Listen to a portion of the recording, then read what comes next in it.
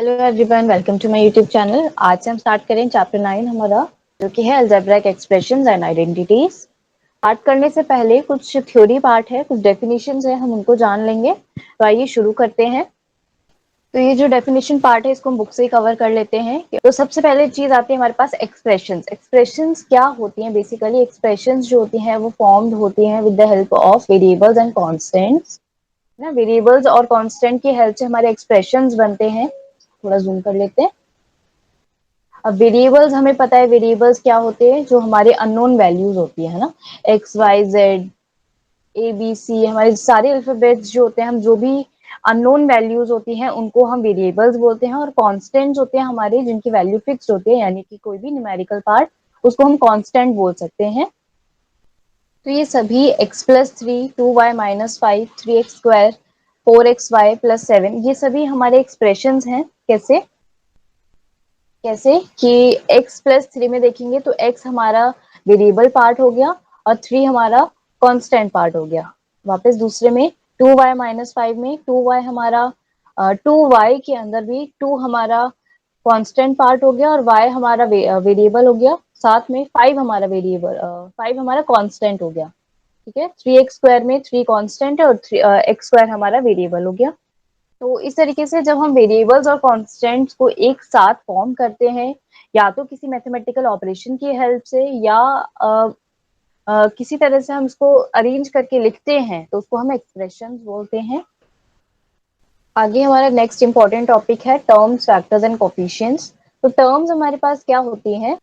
Terms होती है कि terms are added to form expressions, यानी एक्सप्रेशंस में जो भी हमारे, जिनको भी हम ऐड करते हैं वो सभी हमारी टर्म्स कहलाती है। एग्जाम्पल के लिए अगर हम लेते हैं जैसे 2x+1, तो 2x+1 ये हमारा पूरा एक एक्सप्रेशन है। ठीक है, जो हमारे कांस्टेंट और वेरिएबल की हेल्प से बना है। लेकिन जो 2x और 1 है, ये दोनों हमारे अलग अलग टर्म है। 2x एक टर्म है, 1 हमारे पास एक टर्म है।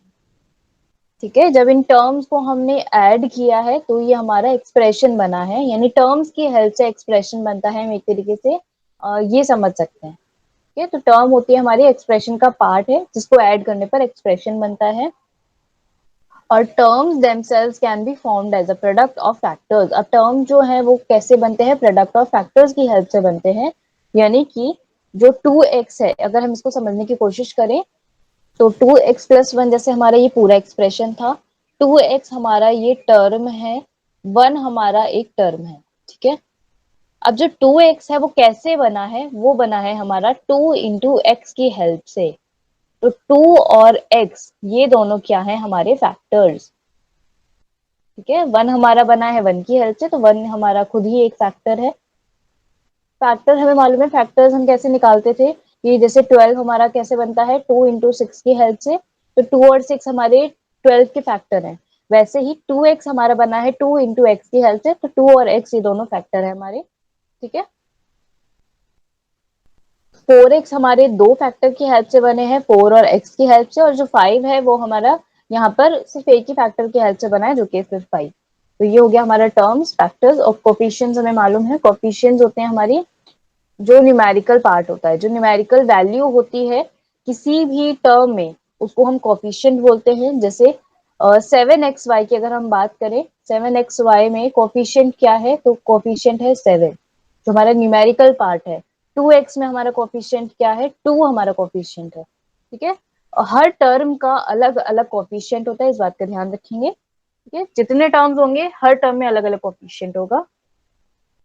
जैसे अगर हमें इनके कोफिशिएंट बताने हैं तो 7x का कोफिशिएंट क्या आ जाएगा हमारे पास? 7, जो न्यूमेरिकल पार्ट है। 2y का कोफिशिएंट क्या आ जाएगा? 2, जो न्यूमेरिकल पार्ट है। 1 के लिए कोफिशिएंट 1 ही रहेगा, कोई इसमें वेरिएबल नहीं है। -3m के लिए कोफिशिएंट ध्यान से देखेंगे तो -3। ठीक है, साइन को साथ में लेकर चलना है। अब अगर 2xy+3 में हमसे कोफिशिएंट पूछ लिया जाए तो हमें क्या करना है? पहले हमें इस पूरे एक्सप्रेशन को स्प्लिट करना है टर्म्स में। तो 2xy एक टर्म है और 3 हमारे पास एक टर्म है। अब 2xy को कोफिशिएंट है 2 और 3 का कोफिशिएंट है 3। ठीक है, इस तरीके से हमें कोफिशिएंट निकालने हैं। तो बस ये ध्यान रखना है, कोफिशिएंट हमारा किसी भी टर्म में जो न्यूमेरिकल पार्ट होता है उसको हम कोफिशिएंट बोलते हैं। आगे चलते हैं मोनोमियल्स, बाइनोमियल्स एंड पॉलिनोमियल्स की तरफ। तो ऐसे एक्सप्रेशन जिनमें सिर्फ एक टर्म होता है वो हमारे मोनोमियल कहलाते हैं। For example 2x 3y 5xy 7x²। ऐसे एक्सप्रेशन जिनमें सिर्फ एक ही हमारे पास टर्म है तो ये हमारे मोनोमियल कहलाएंगे। मोनो मतलब वन, ठीक है, ऐसे ध्यान रखेंगे। तो ये सभी एग्जांपल्स हमारे मोनोमियल के हो गए। यहाँ पर भी हम देख सकते हैं ये जो 4x² है, 3xy -7x -7z 5xy², 10y -9 82 MNP, ये सभी हमारे सभी एक्सप्रेशन में एक एक टर्म है, इसलिए ये सभी मोनोमियल्स हैं। वैसे ही expression that contains two terms is called a binomial. ऐसे एक्सप्रेशन जिनमें दो टर्म है वो हमारे बाइनोमियल कहलाएंगे। एग्जाम्पल के लिए a प्लस बी, इसमें हमारे पास दो टर्म है a और b। 4l प्लस 5m, दो टर्म है 4l और 5m। a प्लस 4, दो टर्म है a और 4। टर्म हमें हमारी अलग अलग, देखो टर्म्स हमें कैसे पता चलेंगे, जहां हमारा प्लस और माइनस का साइन आ जाएगा वैसे ही हमें प्लस या माइनस के साइन के जो आगे पीछे हमारे लिखे हुए हैं वो हमारे टर्म्स हैं, ठीक है। मल्टीप्लाई या डिवाइड की बात नहीं कर रहे हैं, सिर्फ प्लस और माइनस में ध्यान रखेंगे। प्लस और माइनस साइन के आगे पीछे जो भी लिखा हुआ है वो हमारे टर्म्स हैं, ठीक है। तो 5 - 3xy में 5 पहले लिखा है ये एक टर्म है, 3xy बाद में लिखा है ये एक टर्म है, ठीक है। अगर किसी एक्सप्रेशन में तीन टर्म्स हैं तो वो हमारी ट्राइनोमियल कहलाएंगी।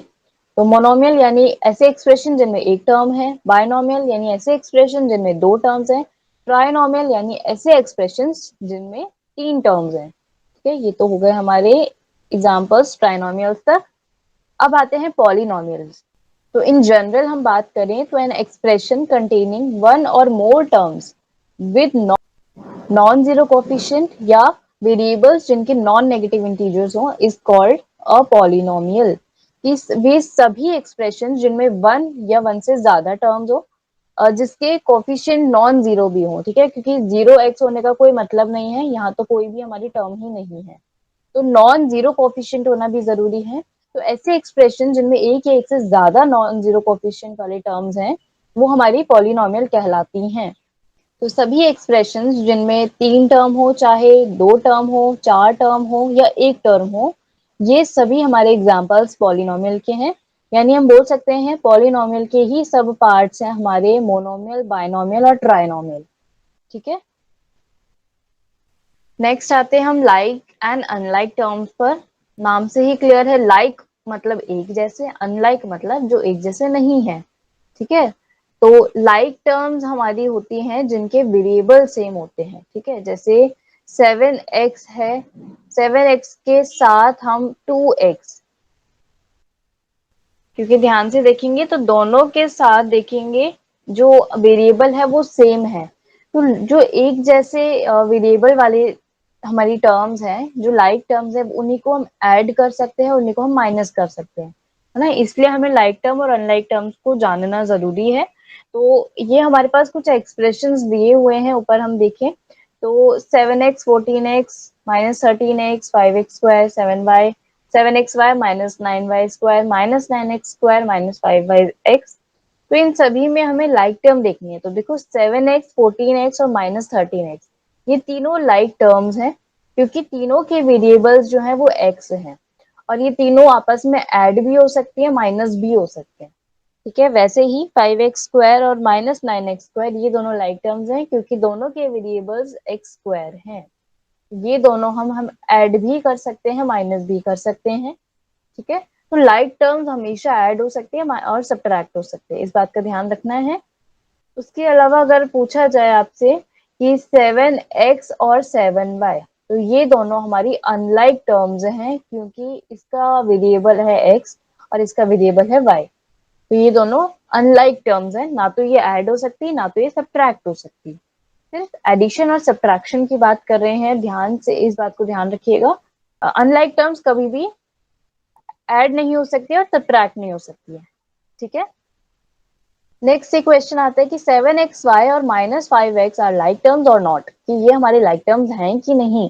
तो 7xy का हम वेरिएबल देखें तो क्या है हमारे पास xy, लेकिन -5y(x) का वेरिएबल हम अगर ध्यान से देखें तो ये है yx। क्या ये एक जैसे हैं कि नहीं? तो ध्यान से देखें तो हमें पता है 2 इंटू 1 को आप चाहे 2 इंटू 1 लिख लें या 1 इंटू 2 लिख लें, बात तो सेम है, आंसर दोनों का 2 आएगा। यानी मल्टीप्लीकेशन में आप 2 को पहले लिखें या 1 को पहले लिखें, उससे मैटर नहीं करता है, आंसर 2 ही आएगा। वैसे ही आप x इंटू वाई लिखें या y इंटू एक्स लिखें, ठीक है, उससे फर्क नहीं पड़ता है, ये हमारी लाइक टर्म्स होंगी, ठीक है, क्योंकि मल्टीप्लीकेशन हमेशा हमारी कम्यूटेटिव प्रॉपर्टी शो करता है। तो x into Y equals to Y into X होता है, ठीक है। तो आप -5y(x) को आप -5xy भी लिख सकते हैं। अब देखिए, अब तो बन गए हमारे लाइक टर्म्स, ठीक है। नेक्स्ट 7x और 7y हमारे लाइक टर्म्स क्यों नहीं है? क्योंकि दोनों की वेरिएबल्स अलग हैं। वैसे ही 7x और 7xy लाइक टर्म नहीं है क्योंकि दोनों के वेरिएबल, 7x का वेरिएबल सिर्फ x है, जबकि 7xy का वेरिएबल 7 वेरिएबल xy है, ठीक है। तो वेरिएबल सेम होने जरूरी है, तभी हमारे ये लाइक टर्म्स बनते हैं। तो इसको हम ट्राई कर लेते हैं एक बार कि 7xy के लिए दो लाइक टर्म्स लिखते हैं, तो हम 2xy लिख सकते हैं और -3xy भी लिख सकते हैं, ये हमारी दो लाइक टर्म्स हो गए। वैसे ही 4mn² के लिए हम 7mn² लिख सकते हैं, 3mn² लिख सकते हैं, ठीक है। वेरिएबल सेम रखते हैं, बाकी कोफिशिएंट्स को आप चेंज करते रहिए। 2l के लिए हम लाइक टर्म लिख सकते हैं 3l, 5l, कितना भी l है ना, कितने कोफिशिएंट चेंज करते रहिए, वेरिएबल सेम रखिए, ठीक है। तो यहाँ तक हमारा ये सिर्फ थ्योरी पार्ट कंप्लीट हो गया है। नेक्स्ट क्लास से हम एडिशन सब्ट्रैक्शन देखेंगे, अलजेब्रिक एक्सप्रेशंस का। तो कुछ भी डाउट है तो आप कमेंट सेक्शन में पूछ सकते हैं।